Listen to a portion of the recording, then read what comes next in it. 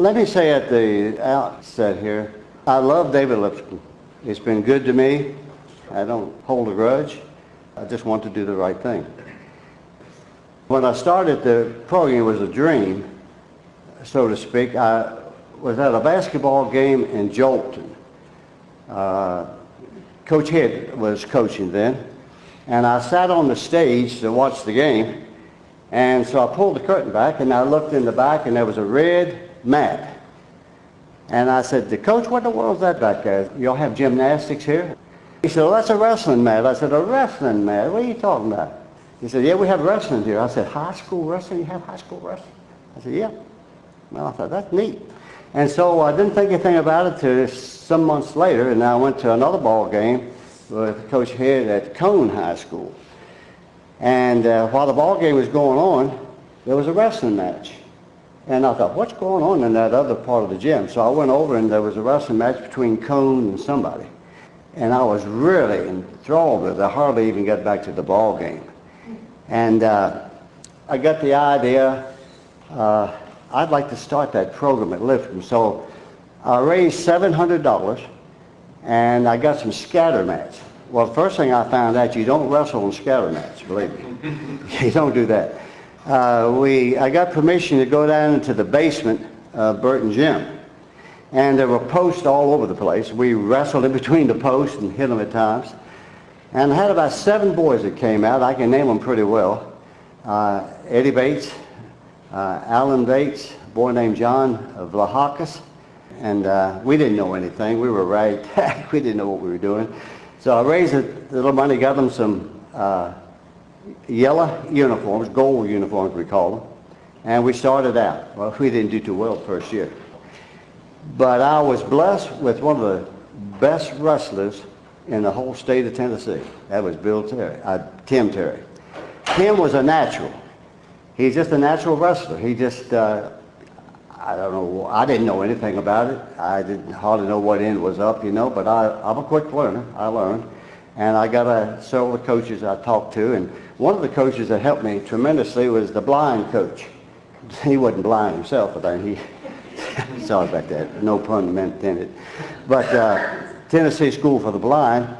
And so I thought that would be a good place to start. Those guys can't see, so I couldn't do too much. So I got a Cardwell, he said, come on over, he said, and we'll show you something. He was really, really helpful. And so we went over, and boy, did we get our butts kicked. I'm telling you. You know, you have to hold their hand, and then they start. And boy, you better be ready to wrestle, because you're going to be on your back, let me tell you. So, but I can prove that by Eddie Bates. Eddie, I don't know if Eddie's here or not, but Eddie Bates learned real quick. Eddie wrestled a boy named White, Bruce White. And I never will forget, my mother was there, came down from Delaware to visit me, so I took Mom to the wrestling match. It was so funny. But Alan, this boy White put Alan in a guillotine. And he stretched him out like a piece of laundry. And I thought, my goodness. And Eddie was in pain. And this boy, to make matters worse, patted him on the stomach, like that.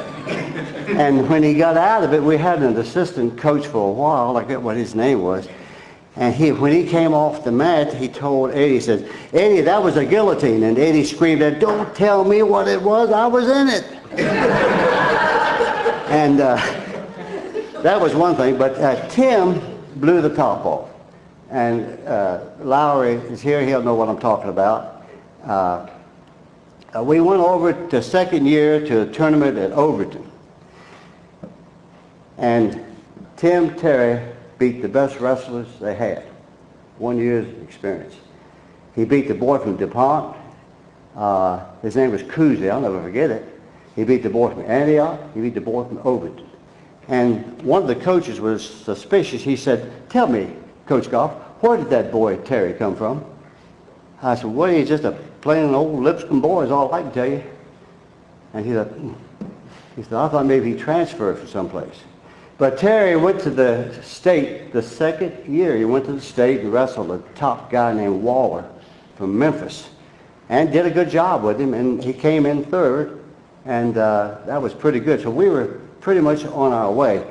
And, you know, I just love to talk. I hope I don't talk too long. Somebody throw a shoe at me for something or other.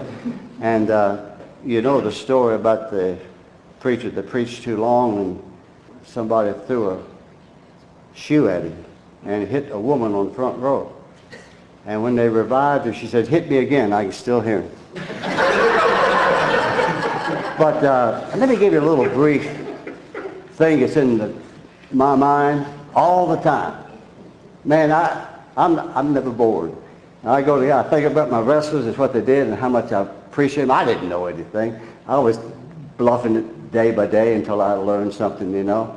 And they did the job. They're the ones that deserve the credit. But Tim was great. I could pretty well handle all of them, but I couldn't handle him too much. I just couldn't do it, and he's just too good, that's all. And I didn't really like to wrestle with him much. But let me start with John Vlahakis. I hope I don't take too long.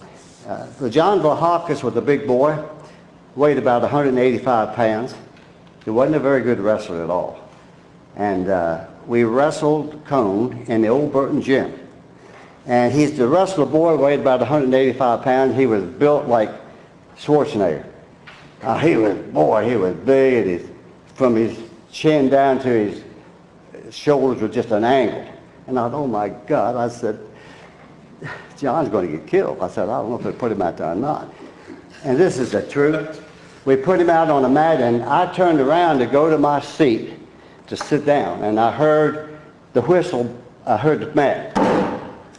I turned around, and the referee was raising John's hand.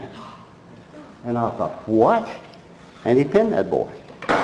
And I never, that kid was so hot. You could see his face was boiling. And those are things you don't forget, folks. You just don't forget those type of things like that. Oh, and I'll have to mention one more. I'll have to mention Michael Lillicrap. Michael always puzzled me. I couldn't figure it out because every time he wrestled and came off the mat, there was blood on the mat. I don't know how he did that. And Scott Hubbard. Scott was not the very best of wrestlers. He was not the worst of wrestlers, but you couldn't pin him. You could not pin that boy.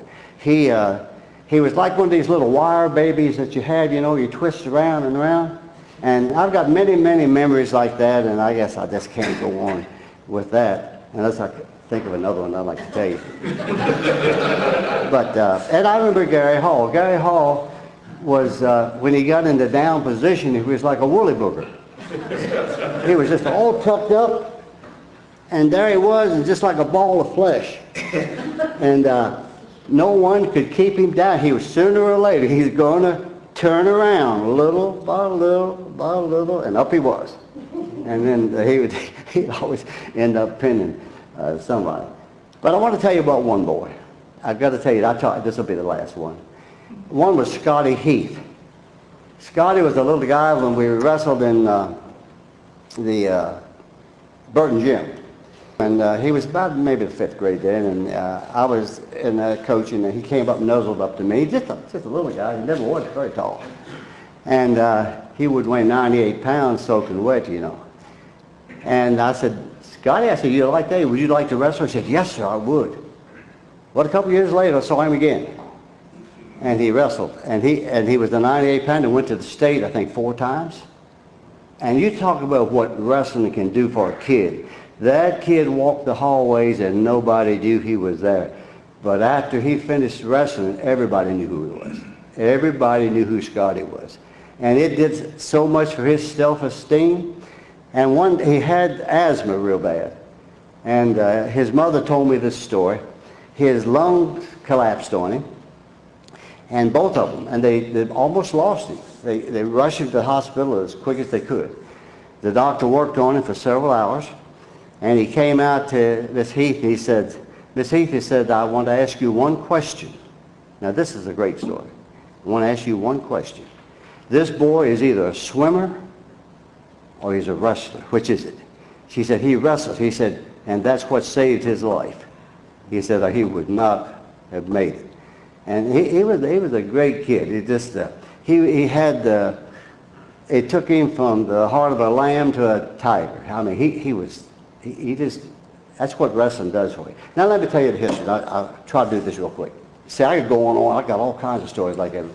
Rob Baker and all of them, and that's just on and on. So I raised $700 for the scatter match. The School for the Blind gave me an old, and I hate to say it, an old kind of a worn out, dusty canvas. And we took the scatter mats, put them under that old canvas. It had a rip in it. I sewed it up with dental floss. And I had one wrestler one night after we'd finished practice had a mark all the way across his face, the stitches, where one took him across the mat with a cross face, and he had a print on his face for about several days. And so I thought, this is not going to work. We're going to have to do it. They was good. I appreciate it. And we would go into classrooms, clean the classrooms out of the chairs and everything, and go in, lay the mats down, take the mat out, go back and put them back in. We did that to the cafeteria, went into the cafeteria. These mats weigh several hundred pounds. They picked these mats up after I got them, carry them into the cafeteria, carry them out of the cafeteria, gut the cafeteria, put the stuff back in. You never knew they'd been there. And this is what I think of these boys. They had no reason to take all that punishment. But then I thought, we need some good wrestling mats, and I'm going to get them. And so I said, I'll tell you. So I made a list of the parents, and boy, I started knocking on doors. And this is the truth, I raised for the first mat in 2 weeks, I raised $5,000. Those mats were expensive. We kept that for a while, and I said, I want another one. The school didn't pay for these mats. The parents paid for them. And so I said, I need another mat, better than even that one. And I raised $5,000 more from the parents. And let me tell you a story about the parents. Reynolds. Y'all know Reynolds was president of one of the banks, I think. He had a son that wrestled, Ernie. And so I thought, I'll go see Mr. Reynolds. So I went uptown and went up to the teller. I said, my name's Bob Goff. Well, and I said, I need to see Mr. Reynolds. He's president of the bank. She called, and he said, send him in. I went in, and I'll never will forget this. Never forget it. And I said, Mr. Reynolds, I said, I'm raising money for a wrestling match. Could you give me $20, $30? He said, how much do you like now, Bob? I said, well, right now I need $500. He reached into his back pocket, pulled out 5 $100 bills and went 1, 2, 3, 4, 5. And I looked at it, my eyes bugged out. I said, wow. I said, do you need a receipt? And this is a compliment that I'll never forget. I like it. He said, do I need one? And I said, no, sir, you don't. And, well, anyway, that's a little bit of the history of it. And I just hate to see a program like that go down. And these boys will always be with me to the day I leave this earth. And I don't know of any sport that teaches more self-esteem than wrestling. You have a one-on-one with somebody pretty much your size, pretty much your height, pretty much your weight, and it doesn't matter if you're 7'1" or 5'1", you have a place. And the self-esteem is the thing that I like about it so much. Never give up. Well, I better stop talking, and somebody might throw a shoe at me. Thank you, and I appreciate it.